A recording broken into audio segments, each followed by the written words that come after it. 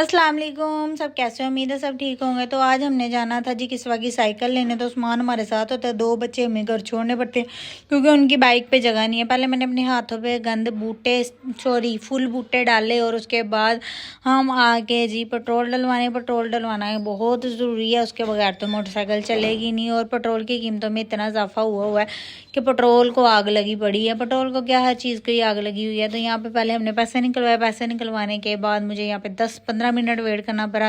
ऊपर से धूप थी इतनी ज़्यादा, मैं तो वैसे ही धूप में सड़ पुज गई थी। तो उसके बाद हम गए कंटेनर मार्केट में हमने लेनी थी साइकिल, जिसको लोग चोर बाज़ार भी कहते हैं। पर मैंने ना इधर एक मरतबा विज़िट किया था तो मुझे साइकिलें नज़र आई थी। तो मैंने अपने हस्बैंड को कहा था कि हम वहाँ पे जाके साइकिल लेंगे। चोर बाज़ार का तो इसको बस वैसे ही एक नाम ही दिया गया, चोर बाज़ार ये कोई नहीं है। इसमें इतनी ज़्यादा एक्सपेंसिव चीज़ें हैं, इतनी ज़्यादा महंगी है, दुगनी तुगनी कीमत है इसमें, चाहे वो यूज्ड है वो अनयूज्ड है। तो वहाँ यहाँ पे इतनी महंगी चीज़ें हैं, इसको चोर बाज़ार नहीं, इसको महंगा वाला बाज़ार कहना चाहिए। तो यहाँ पे इतनी ज़्यादा साइकिलें थी कि उनके रेट भी उससे भी ज़्यादा थे। तो हमें कोई पसंद आ रही थी, किसी का रेट ज़्यादा था। तो मेरे हस्बैंड का कुछ मूड भी नहीं बन रहा था लेने का। तो मैं उनको दिखा भी रही थी और कुछ उनका मूड नहीं था सही तरह से, वो देख भी नहीं रहे थे।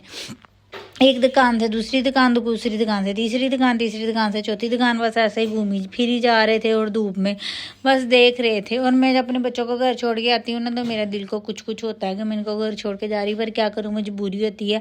उनको लेके जाएंगे भी तो कहाँ पे बिठाएंगे, तो इस वजह से बाइक पर जगह नहीं होती। मैं अपनी बेटी को जब भी जाने लगती मैं कहती हूँ दुआ किया करो अल्लाह ताला हमें गाड़ी दे दे, फिर आप लोग भी जाया करो। एक मरतबा मैं गई, घर वापस गई तो वो जानमाज़ पर ना नमाज़ पढ़ी थी। तो मैंने कहा क्या करिए, दुआ मांग रही थी कि मम्मा पापा मुझे छोड़ जाते हैं और अल्लाह ताला हमें गाड़ी दे दो। हंसने लगी, कहती हाँ। तो जी यहाँ पे हम फिर चले गए बाज़ार। साइकिलें तो हमें खैर कोई भी मतलब उसका रेट नहीं बना, किसी का कोई हमें पसंद नहीं आई।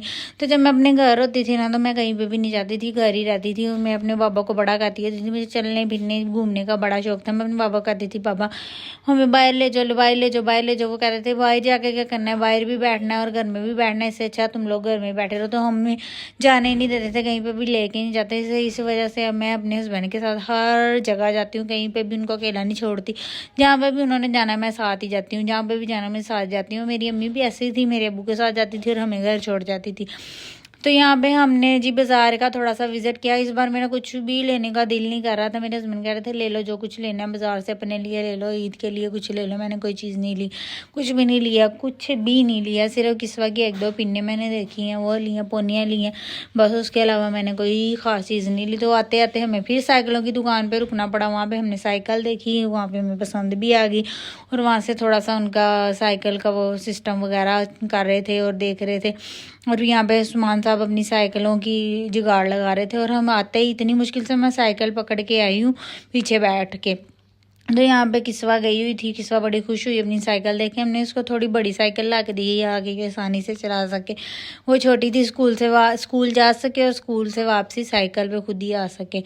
तो यहाँ पे जी मैं अंदर आ गई, किस्वा को देख देख के वो आ नहीं रही थी। और वही फिर आके घर में वही पांडे, वही सारा काम, वही हांडियाँ, वही रोटियाँ और यही सारा बस कुछ चल रहा था। और किस्वा तो बड़ी खुश हो रही थी भाई साइकिल चला के। और इसके तो मतलब थोड़ी सी शर्मीली सी है। पहले तो 10-15 मिनट यही सोचती रही है कि मैं चलाऊं कैसे इनके सामने, तो उसकी शर्म ही नहीं उतरती है। भी मेरे जैसी है, मैं भी वो शर्मीली हुई है, मेरी बेटी भी मेरी वो शर्मीली है। तो ये अपने बाबा को बता रही थी कुछ अपनी साइकिल का।